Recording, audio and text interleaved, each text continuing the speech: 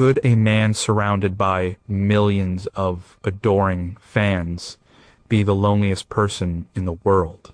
Was the king of rock and roll a man who had everything, secretly telling us he had nothing? Did the lyrics he chose, the way he sang them, reveal a private pain so deep it eventually consumed him?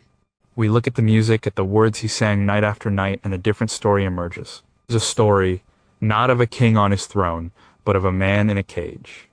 A man crying out for help, using the only language he had left, his songs. Number 20, how could a boy's first hit be about a place of despair? In July 1954, Elvis Presley was 19 years old. He was working as a truck driver for Crown Electric, earning about $1.25 an hour. He had walked into Sun Records a year earlier, supposedly to record a song for his mother, paying $3.98 for the privilege. That acetate with the songs My Happiness and That's When Your Heartaches Begin caught the ear of Sun's founder, Sam Phillips. Phillips saw something raw and different in the boy. After months of failed auditions, Phillips paired Elvis with guitarist Scotty Moore and bassist Bill Black. They were getting nowhere. During a break, in a frustrating session, Elvis started goofing around, singing an old blues song called That's All Right. Phillips heard it from the control room and knew instantly that was the sound, that was the beginning. But his first major national hit would come 2 years later, and the song he chose was not about teenage love or fast cars. It was called Heartbreak Hotel. The song was inspired by a newspaper article about a man who had destroyed all his identity papers and left a one-line note before taking his own life: "I walk a lonely street." The imagery is stark. It is not a place of temporary sadness. It is a permanent residence at the end of a lonely road. A place where broken-hearted lovers go to die. For a 21-year-old on the verge of becoming the most famous person on the planet, it was a dark, strange, and deeply telling choice for a debut single on his new label, RCA Victor. He didn't write the words, but he inhabited them when he sang "The desk clerks dressed in black jackets, and the bellhop's tears keep flowing." He wasn't just performing a song. He was painting a picture of a place he seemed to understand intuitively, a place of profound, inescapable isolation. The final verse is a warning. Well, if your baby leaves you and you got a tale to tell, just take a walk down lonely street to Heartbreak Hotel. He was telling the world where he was headed. He was just starting his journey, and he was already at the end of the line. This song sold over 1 million copies. It was his first gold record, and it was a cry for help from the very beginning.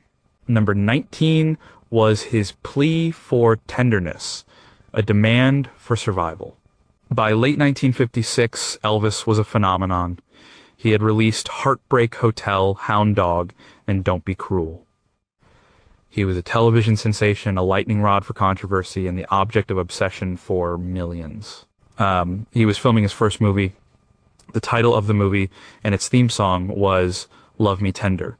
The song itself was based on a Civil War-era ballad called Ora Lee. The melody was old, gentle, and haunting. The lyrics adapted for Elvis were simple, almost painfully simple. They read like a prayer.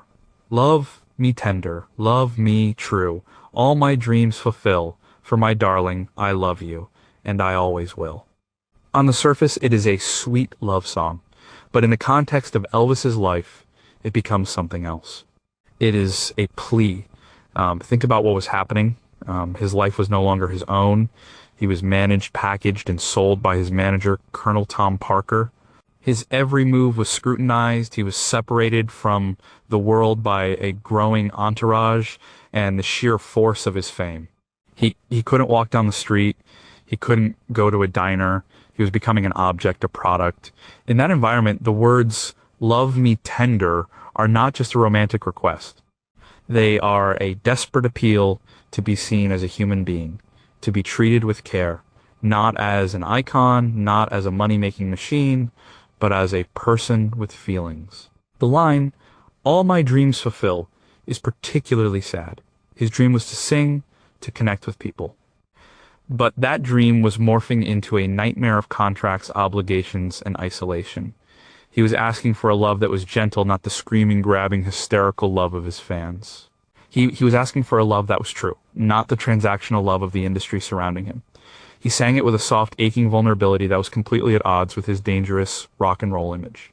It was the real Elvis, the quiet, shy boy from Tupelo, asking the world to please be kind, to please be gentle, because he was already starting to feel the bruises. Number 18, did he fear being alone more than anything else? Elvis Presley had a twin brother, Jesse Garon, who was stillborn. Elvis grew up as an only child, but with the constant unspoken presence of a missing other half. His mother, Gladys, was fiercely protective of him, often telling him he had the strength of two people. This experience of being born a twin but living as one created a deep-seated fear of being alone that would follow him his entire life. He surrounded himself with people, the Memphis Mafia, 24 hours a day.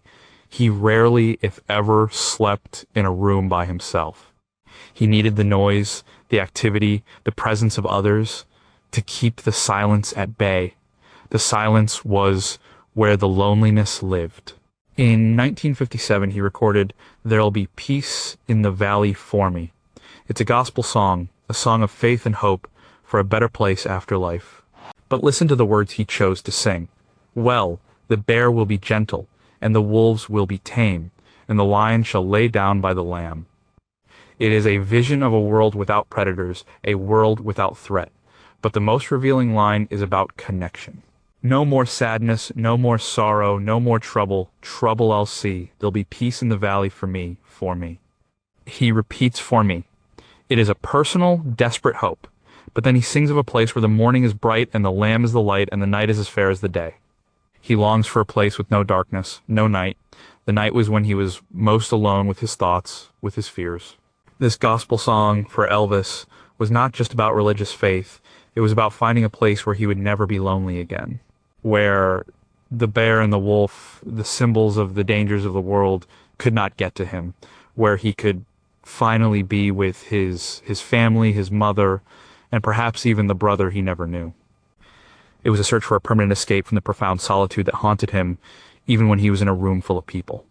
Number 17 was the Army, his first taste of a different kind of prison.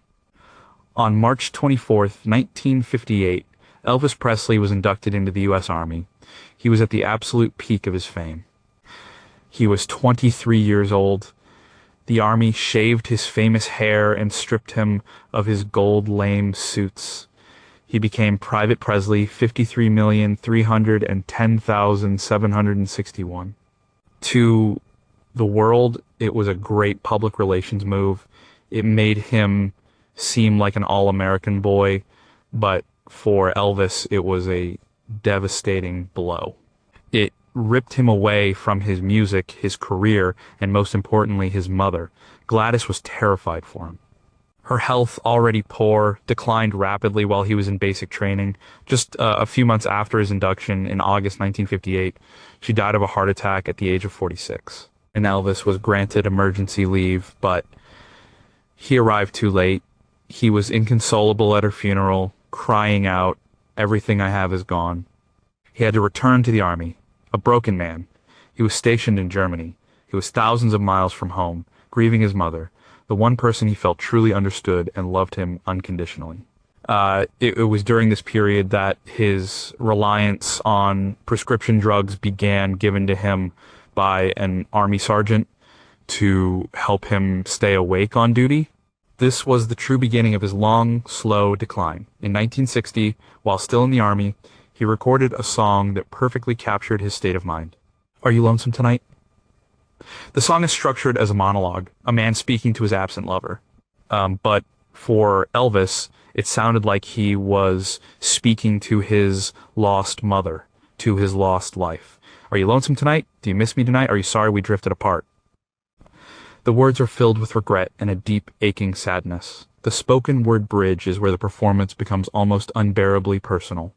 "I wonder if you're lonesome tonight. You know, someone said that the world's a stage and each must play a part." He was playing a part, the part of the good soldier, the part of the grieving son who had to carry on. But the stage was empty. There in the spotlight, you stood there in the night, and when you spoke, the music I heard seemed to grow fainter. The music of his life had grown fainter since his mother's death. He was alone on that stage, and he was asking the ghost of his past if she was lonely too. It was a cry of pure, unadulterated grief from a boy who had just lost his whole world. Number 16, did he know his Hollywood dream was a gilded cage? After the army, Elvis returned to a different world. Music had changed, but Colonel Parker had a plan. The plan was movies, lots of movies. From 1960 to 1969, Elvis starred in 27 films. They were formulaic, cheap, and critically panned. The soundtracks were often just as bad, filled with forgettable songs he openly despised. He was paid $1 million a picture, but he was creatively bankrupt. He was isolated in Hollywood, living in a bubble, cut off from his musical roots and his real audience. He was no longer the king of rock and roll. He was a movie star, churning out product. He was deeply unhappy. In 1961, he recorded a song for the movie Blue Hawaii. The song was Can't Help Falling in Love. It became one of his most iconic ballads. On the surface, it is a beautiful, gentle love song. Wise men say only fools rush in, but I can't help falling in love with you. But who was he singing to? In the context of the movies, it was always a pretty co-star. But in the context of his life, the lyric takes on a darker meaning. He was falling and he couldn't help it. He was falling into the trap set by the Colonel. He was falling away from the artist he was meant to be. The line, "Take my hand, take my whole life too," is especially poignant. That is exactly what had happened. The Colonel, the studio, the system, they had taken his hand, and they were taking his whole life too. For I can't help falling in love with you. It sounds like a surrender, a resignation. He was trapped in a situation he knew was destroying him creatively, but he felt powerless to stop it. He couldn't help falling, he was in a free fall, and this beautiful, sad song was the soundtrack to his descent. He sang it with a sense of inevitability, a quiet acceptance of his fate. It was a love song to his own destruction. Number 15, was he singing about a woman or his own lost soul? The mid-1960s were a bleak period for Elvis musically. While the Beatles, the Rolling Stones, and Bob Dylan were revolutionizing popular music, Elvis was singing songs like Do the Clam and There's No Room to Rumba in a Sports Car. He knew the material was bad. He felt like a joke. He was deeply frustrated and depressed. He longed to make real music again, to connect with an audience in a meaningful way. He was a prisoner of his own movie contracts. He was rich, famous, and miserable. In 1966, he recorded the album How Great Thou Art. It was his second gospel album, and it won him his first Grammy Award. It was a project he cared about deeply, a refuge from the shallow movie soundtracks. On that album is a song called Crying in the Chapel. The song had been a hit for other artists before, but Elvis's version is different. It is infused with a profound sense of solitude. You saw me crying in the chapel. The tears I shed were tears of joy. I know the meaning of contentment. Now I am happy with the Lord. He sings that the tears are tears of joy. But do we believe him? The image is one of a man alone, finding solace not with other people, but in an empty building. He has to go to a chapel, away from everyone, to find a moment of peace. Just a plain and simple chapel where humble people go to pray. I pray the Lord that I'll grow stronger as I live from day to day. He is praying for strength. He is admitting his weakness. He is admitting that he is struggling to live from day to day. This is not the song of a confident superstar. This is the song of a man at the end of his rope, seeking help from a higher power because the people around him cannot or will not help him. He was crying. He may have been in a chapel, but he was also in his own private prison of fame. The tears were not just joy. They were tears of pain, of frustration, and of a desperate loneliness that drove him into solitude to find any kind of comfort at all. Number 14, could he see the pain of others because he felt it so deeply himself? By 1968, Elvis had had enough. He was tired of the bad movies and the meaningless music. He was ready to reclaim his legacy. The opportunity came in the form of a television special, which would become known as the '68 Comeback Special. It was his chance to be the real Elvis again, to be dangerous, raw, and relevant. The producer, Steve Binder, pushed him to end the show with a new, socially conscious song, something that spoke to the turbulent times. The song, written by Walter Earl Brown, was If I Can Dream. Brown wrote it after talking with Elvis about the recent assassinations of Martin Luther King Jr. and Robert F. Kennedy. Elvis was deeply moved by the lyrics. The song is a powerful plea for peace and understanding. If I can dream of a better land where all my brothers walk hand in hand, tell me why, oh why can't my dream come true? But it is also a profoundly personal statement. When Elvis sings, there must be lights burning brighter somewhere, got to be birds flying higher in a sky more blue, he is not just talking about society. He is talking about his own life. He is looking for his own brighter light, his own bluer sky. He is looking for a way out of the darkness he has been living in for the past 8 years. The key line is an admission of his own despair. As long as a man has the strength to dream, he can redeem his soul and fly. He was looking for redemption. He needed to save his own soul from the creative death of Hollywood. He sang the song with a passion and fury he hadn't shown in years. He was on his feet, dressed in a white suit, sweating, pleading. It was more than a performance. It was an exorcism. He was casting out the demons of his past and dreaming of a future where he could be free, a future where he would not be so alone. Number 13 was He Trapped Again, even in his moment of triumph. 68 Comeback Special was a massive success. It revitalized Elvis's career and proved he was still the king. The next logical step was to return to live performing. Colonel Parker arranged a deal for him to play at the newly built International Hotel in Las Vegas. In July 1969, Elvis opened his first engagement. He was back. But a new trap was being set. The Las Vegas residency would become another gilded cage, demanding a relentless schedule of shows that would wear him down physically and mentally. During this period, he recorded one of his greatest and most paranoid songs, Suspicious Minds. The song is about a relationship being torn apart by mistrust and jealousy. We're caught in a trap, I can't walk out because I love you too much, baby. He is singing to a lover, but he could just as easily be singing about his relationship with fame, with the Colonel, with his own life. He was caught in a trap, and he couldn't walk out. Why? Because he loved it too much. He loved the adoration of the crowd. He loved being Elvis Presley, but it was destroying him. Why can't you see what you're doing to me when you don't believe a word I say? He was surrounded by people, but he trusted no one. He felt that everyone had an angle, that no one saw the real him. He was deeply suspicious of the motives of those closest to him. The song's frantic, driving rhythm and the repeated, desperate plea of "we can't go on together with suspicious minds" mirrors his own state of mind. He was being pulled in a million different directions, living a life of constant performance, both on and off stage. He was trapped, and the suspicion that it was all a lie, that the love was conditional, was eating him alive. Number 12, did he use other people's words to tell his own story? And Elvis did not write his own songs. This is a fact that is often used to diminish his artistry, but his genius was in his ability to choose songs and interpret them in a way that made them his own. He was a master storyteller, and the stories he chose to tell were often reflections of his own inner world. He could take a song written by someone else and infuse it with his own pain, his own joy, his own loneliness. In 1970, he recorded a cover of Hank Williams' classic, "I'm So Lonesome I Could Cry." Hank Williams was a country music pioneer whose life was also marked by personal pain and addiction. He was a kindred spirit.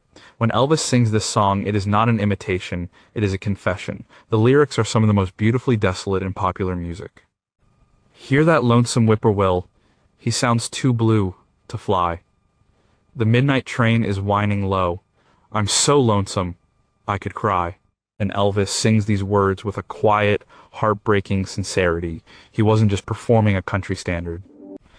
He was telling the audience exactly how he felt.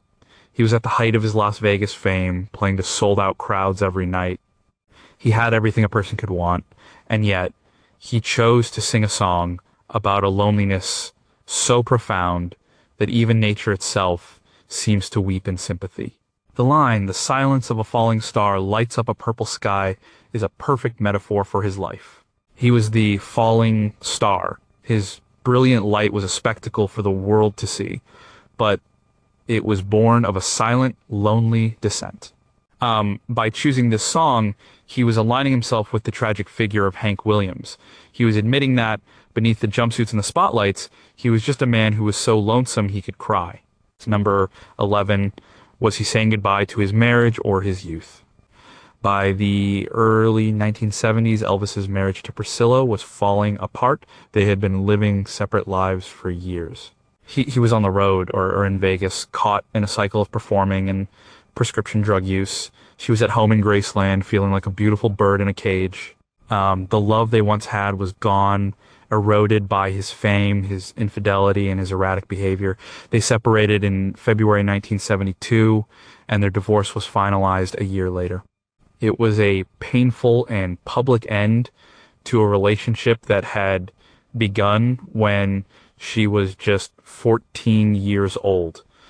Just a few months after their separation, Elvis recorded "Separate Ways." The song is an incredibly direct and honest look at the end of a marriage, especially when a child is involved. Separate ways, we're going our separate ways, and it's not a happy day, but we've both got a life to live.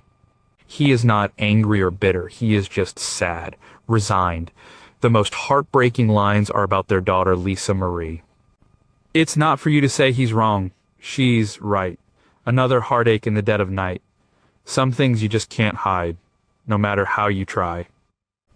He acknowledges the pain this is causing their child, but then he reveals his own deep sense of loss. "Someday when she's a woman, I hope she'll understand the silent tears and heartaches, and why we couldn't stand to stay." The silent tears were his. The heartaches were his. The song is a confession of failure. He couldn't make it work. He couldn't be the husband and father he wanted to be. The line, "There's nothing left to do but go our separate ways," is a statement of utter defeat. He had lost his family, and in losing them, he lost another anchor to the real world. He was now adrift, more alone than ever before. Number 10, did he ever stop missing the one person who understood him? After his divorce from Priscilla, Elvis entered a period of deep emotional turmoil. He felt a profound sense of failure and regret. He had lost his wife and was now a part-time father to his daughter. During this time, he recorded a song that would become one of his most beloved post-divorce anthems, "Always on My Mind." The song had been recorded by other artists, but Elvis's version, released in 1972, is the definitive one. It is a raw, emotional apology. "Maybe I didn't treat you quite as good as I should have. Maybe I didn't love you quite as often as I could have." The song is a litany of regrets. He is admitting his own failings in the relationship. He is taking responsibility. He is not making excuses. The chorus is a desperate attempt to explain himself. "You were always on my mind. You were always on my mind." He is saying that even when he was distant, even when he was on the road, even when he was unfaithful, she was still there in his head. But the most revealing lyrics are about the small things he failed to do. Little things I should have said and done, I just never took the time. His life was a whirlwind of concerts, travel, and hangers-on. He never had time. He never had a moment of peace. He was a victim of his own schedule, of his own fame, and that fame cost him his family. The final plea, tell me that your sweet love hasn't died. Give me one more chance to keep you satisfied," is almost painful to hear. He knows it's too late. He knows he won't get another chance. The song is not just an apology to Priscilla. It's an apology for the life he was forced to live. A life that left no room for the little things, for the quiet moments that make a relationship work. He was always on stage, and he forgot how to be present in his own life. Number 9, was he singing about a game or his own life? The mid-1970s were a period of physical and creative decline for Elvis. The pressures of touring, the relentless Las Vegas schedule, and his increasing dependence on prescription drugs were taking a heavy toll. He was often overweight, sick, and forgetting the lyrics to his own songs on stage. He was deeply unhappy, and his music reflected his state of mind. He was drawn to songs about pain, loss, and isolation. In 1976, during his last major recording sessions at his home in Graceland, in the famous Jungle Room, he recorded a song called Solitaire. The title itself is a perfect description of his life. He was playing a game of solitaire, a game you play alone. The lyrics paint a bleak picture of a man who has pushed everyone away. There was a man, a lonely man, who lost his love through his indifference, a heart that cared, that went unshared and slowly died within his ends. The song is a third-person narrative, but it is clearly autobiographical. Elvis was that lonely man. He had lost Priscilla through his own actions, his own inability to be present. And solitaire is the only game in town, and every road that you take, you'll find you're standing on your own. He felt completely and utterly alone. Every road led back to his own solitude. The song continues with a description of his empty life. Well, life goes on around him everywhere. He's playing solitaire. The world was moving on, but he was stuck. Trapped in his mansion, trapped in his fame, trapped in his addiction. The final lines are a chilling prediction of his own future. A little hope goes up in smoke, just disappears. He's playing solitaire. His hope was disappearing. He was just going through the motions, playing out the hand he was dealt alone. It's one of the saddest songs he ever recorded, a stark and honest portrait of a man waiting for the end. Number 8, how could he sing about hope when he had none left? In the final years of his life, Elvis was a tragic figure. He was a shadow of his former self, bloated, medicated, and profoundly sad. Yet, on stage, he could still, on occasion, summon a moment of pure, transcendent power. He could still connect with a song and an audience in a way that was almost supernatural. You know, these moments were becoming rarer, but when they happened, they were unforgettable. One such moment was his performance of Unchained Melody during one of his last television specials in 1977. He is sitting at a piano. He is overweight and visibly unwell. He has to read the lyrics from a sheet of paper. He looks exhausted, but then he starts to sing, and everything changes. The song is a plea to a lost love, a prayer for their return. Oh, my love, my darling, I've hungered for your touch a long, lonely time. He sings the word lonely with a depth of feeling that is almost unbearable. He had been living a long, lonely time for years, and time goes by so slowly, and time can do so much. Are you still mine? He is asking a question he already knows the answer to. He is asking Priscilla. He is asking his youth. He is asking the muse that seems to have abandoned him. He is asking if any part of his old life is still his. As the song builds to its powerful climax, he pours every last ounce of his energy and pain into the performance. I need your love. I need your love. God, speed your love to me. It is a raw, desperate cry. He is no longer the king of rock and roll. He is just a man sitting at a piano, begging for love, begging for relief from his loneliness. It is one of the most courageous and heartbreaking performances ever captured on film. It is the sound of a man who has nothing left but his voice, and he is using it to cry out one last time. Number 7 was Every I Love You a Question. Throughout his career, Elvis sang hundreds of love songs. They were the bread and butter of his catalog. But as his life became more isolated, the nature of these songs seemed to change. They were less about the joy of finding love and more about the fear of losing it. They became less like declarations and more like questions. He was constantly seeking reassurance, both from the characters in his songs and from his audience. Take a song like The Wonder of You, a staple of his live shows in the 1970s. When I'm in doubt and filled with despair, you touch my hand and I'm in heaven. He is admitting his doubt. He is admitting his despair. He is saying that the love of this other person is the only thing that saves him. He is completely dependent on it. I guess I'll never know the reason why you love me as you do. That's the wonder of you. He can't understand it. He can't believe that he is worthy of this love. It feels like a miracle to him. This lack of self-worth is a classic symptom of deep, chronic loneliness. The feeling that you are fundamentally unlovable. So when he sang this song to his audience, to the thousands of screaming fans, he was asking them a question. Why do you love me? He needed to hear the screams. He needed the applause. It was the only way he could feel, for a moment, that he was not alone. That he was worthy of affection, but the moment the lights went down and he was back in his hotel room, the doubt and despair would return. And he would have to do it all over again the next night. It was a cycle of desperate need and temporary relief. The wonder for him was that anyone cared at all. Number 6, did he feel like an outsider in his own hometown? Elvis loved Memphis. It was his home. Graceland was his sanctuary, the one place in the world where he could feel some semblance of normalcy. But even there, he was not a normal citizen. He was Elvis Presley. He was a tourist attraction in his own house.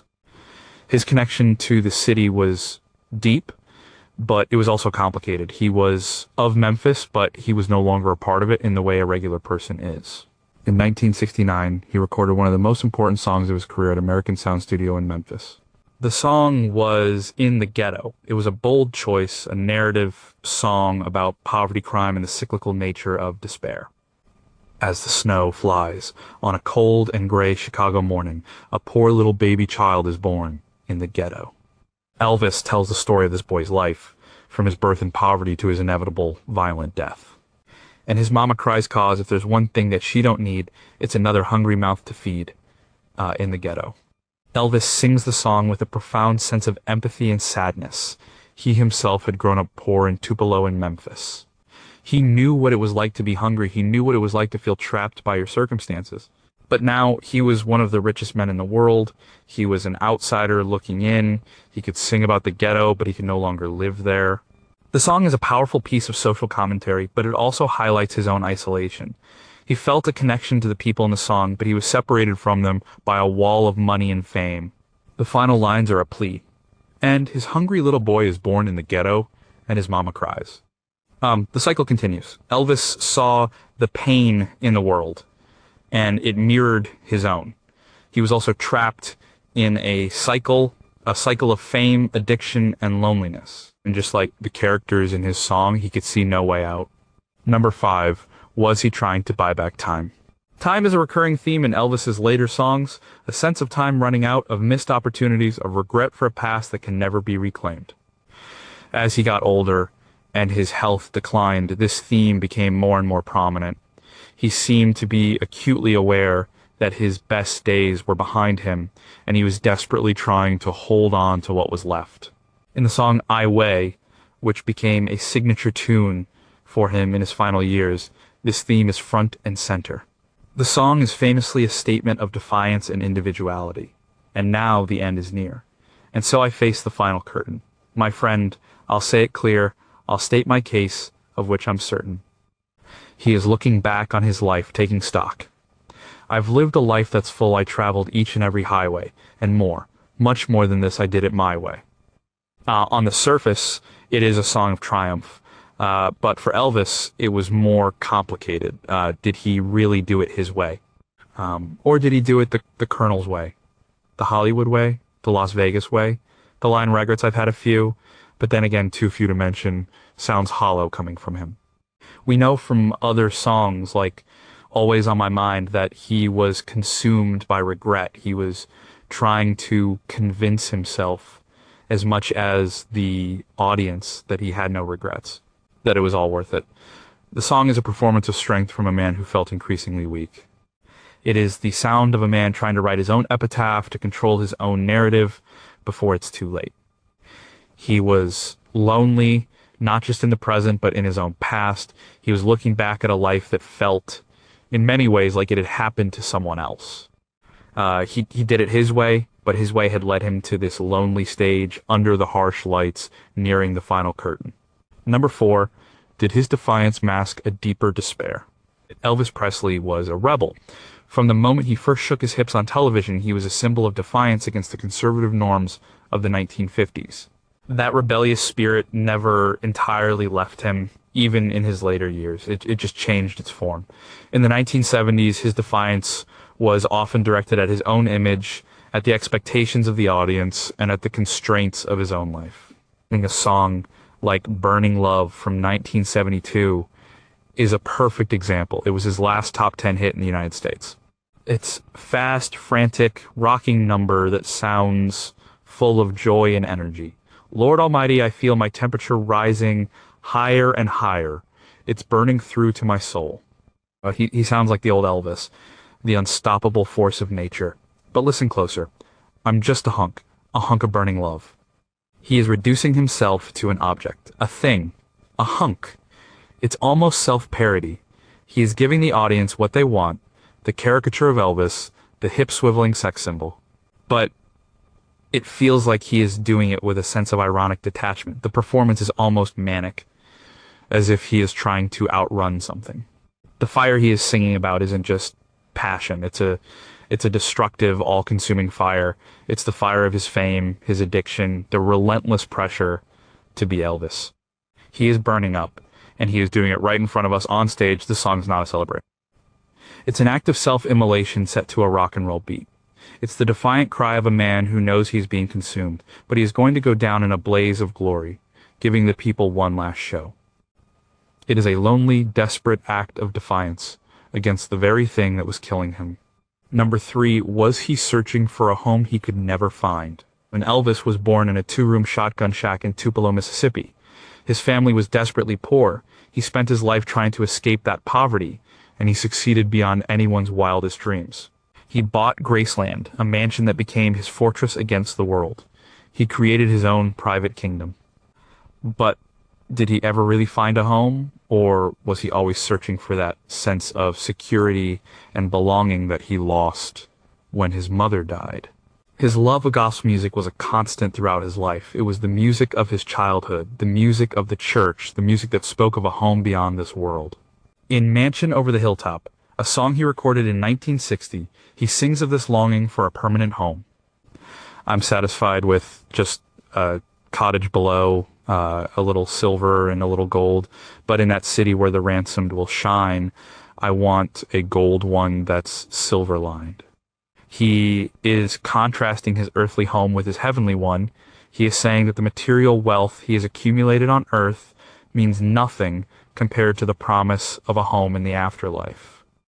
I'm a stranger and a pilgrim below, I'm sending treasures to that city. I know.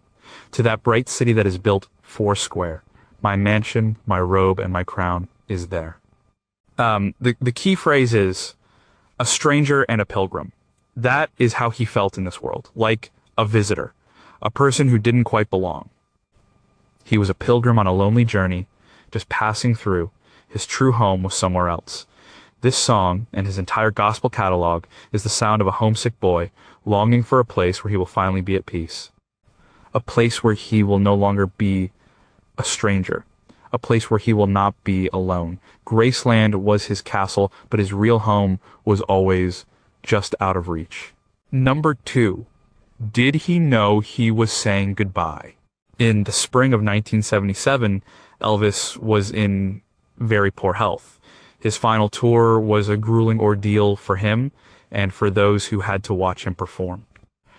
He was in constant pain, his memory was failing, and his voice, while still capable of great power, was often weak and unsteady. He was dying, and on some level, he must have known it. The songs he chose to sing during this period took on an added layer of poignancy. They sounded like farewells. One of the most powerful was My Boy, a song he had recorded in 1973. It is a song from the perspective of a father whose wife is leaving him, and he is trying to explain to her that their son is the only thing keeping him alive. You're leaving now, I know, but my boy and I, we're going to miss you so. For you are my life, you are my world. You are the only one I'll ever love. He is singing to a woman who is leaving, but the sense of loss is universal. He is being abandoned. But the most devastating part of the song is his plea for his son. Don't take him with you, please. If you do, I know I'll never be at ease, for I am his life. He is my world. He is the only one I'll ever love. The roles are reversed. He needs his son more than his son needs him. The child is his reason for living.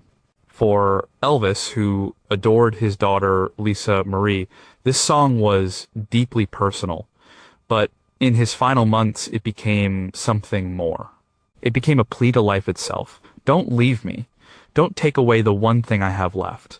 The performance is filled with a sense of impending doom. He sings it with a desperate, clinging quality. It is the sound of a man holding on for dear life, knowing that his grip is failing. It is a goodbye song, not just to a woman, but to everything he held dear. Number one was his last great performance of Final Confession. It is June 26, 1977. Elvis Presley is on stage at the Market Square Arena in Indianapolis. It will be his last concert. He is dressed in the famous Mexican sundial jumpsuit. He looks tired and sick. The show is uneven. But near the end, he sits down at the piano to sing a song. He has only performed it a few times. The song is How the Web Was Woven. It is not one of his famous hits. It is a quiet, introspective song about the mysterious and often painful nature of love and life. When you're a child, you're a part of the plan, and all of the world is in your hands. Then you grow up and you're a man, and the world is a thing that you don't understand. This is his life story in 4 lines. The hopeful child who becomes the confused and disillusioned man. He sings with a quiet intensity, his voice full of weariness and wisdom. And so you search for the rhyme and the reason for the strange and sudden changing of the season, and you wonder how a thing so strong can be so frail, and you ask yourself, is this a dream or is it real? He is questioning everything, his strength, which has become his frailty, his life, which feels like a dream he can't wake up from. The final verse is a confession of his own isolation, and so you stand all alone in the shadows, and you watch the people passing to and fro, and you wonder how a web of love is woven. It's a thing that you'll never, ever know. This was his ultimate truth. After all the love songs, after all the adoration from millions of fans, after his marriage and his daughter, he still did not understand how love worked. He still felt like an observer standing alone in the shadows watching the world go by. It is a statement of profound and final loneliness. Less than 2 months after this performance, he would be gone. This song was his last will and testament. A final, quiet cry from the loneliest king the world has ever known. He told us all along, we just needed to listen to the words.